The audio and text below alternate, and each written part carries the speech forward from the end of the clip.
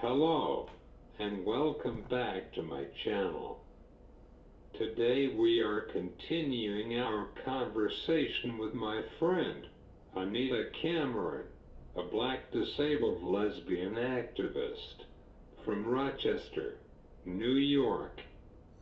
We left off where she discovered the disability rights organization.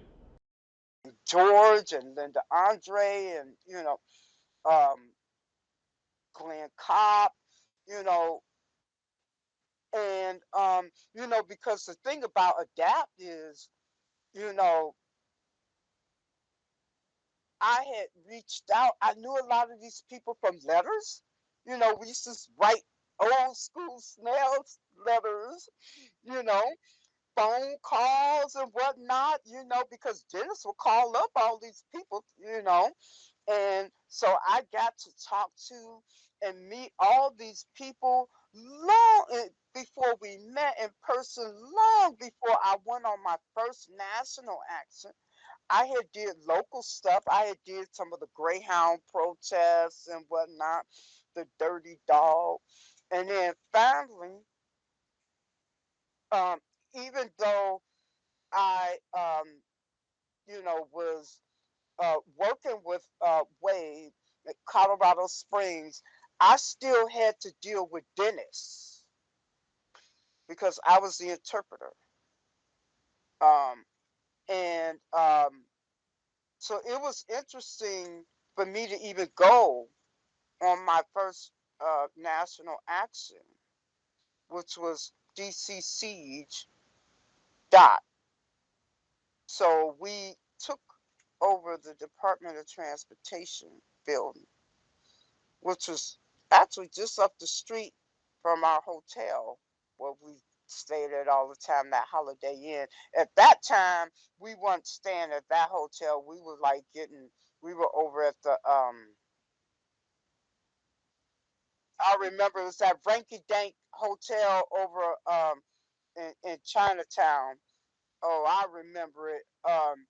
Time we weren't staying at that hotel. We were over at the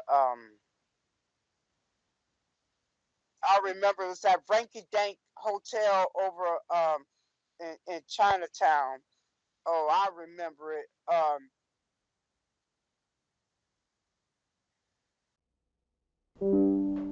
I believe it was a red roof.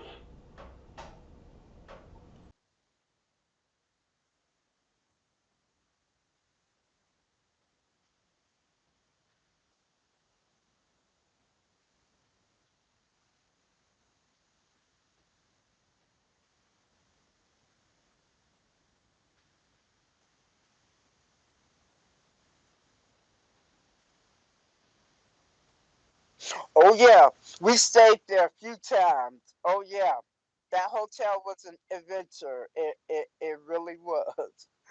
But yeah, so like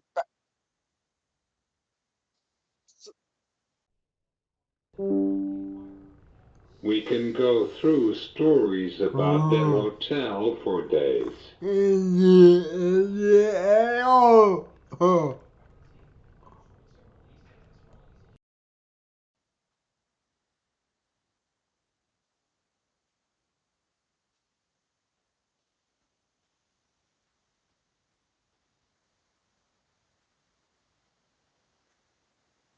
yeah, that was yeah.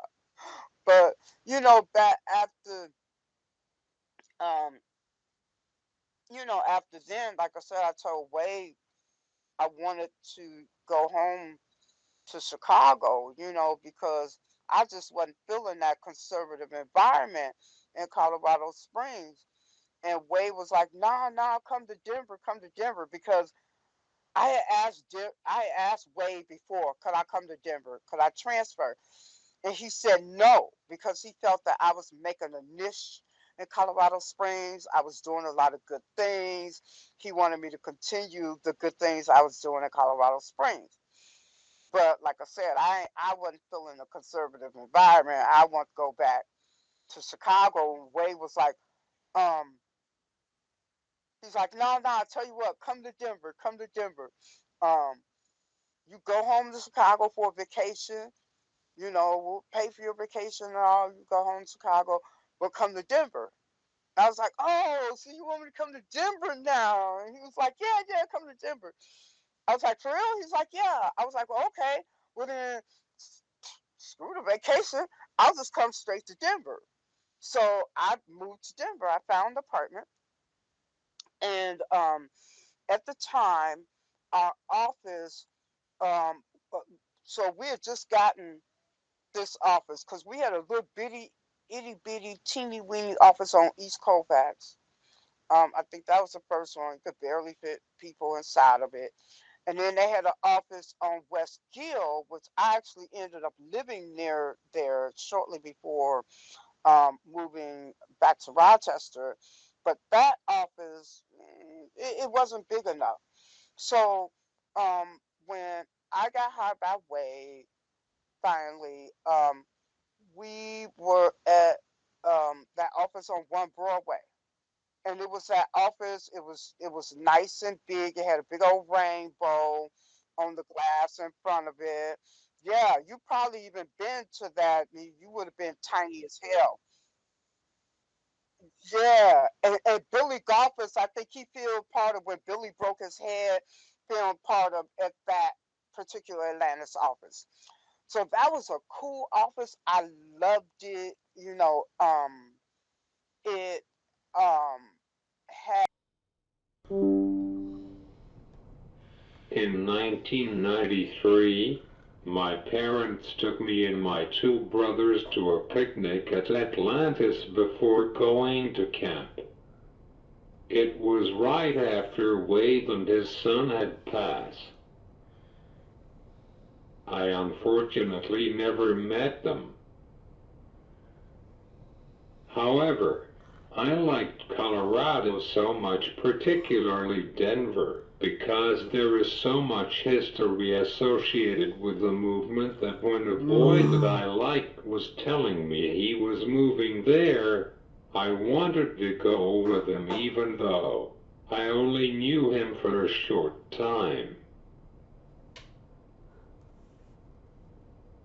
us. Um, well, the number 52. By then it was the number 5. But you got on the number 1, Broadway. It was assumed automatically that you were going to Atlantis, that you had something to do with Adapt, because Adapt was a feared name in Denver if you wasn't cool with disabled people, because they knew Adapt would protest you in a heartbeat. And so if you was disabled and you got on the bus, and so like some disabled people didn't like it because not every disabled person is a part of a job, but I thought that was a cool assumption or stereotype to have, that if you was disabled and you got on that, it was automatically assumed you was going to adapt. You know that you wasn't. Which meant if you was going to adapt, you was out there. You was doing the thing. My friend who had a learning disability and didn't know about Adapter Atlantis. I know about them because of my parents, which is sad in a way.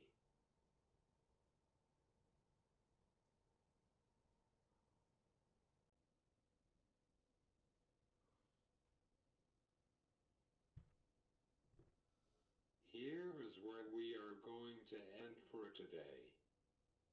Tune in next week for the conclusion of this amazing woman's story. Like this video and please hit that subscribe button. I'll see you next week, period.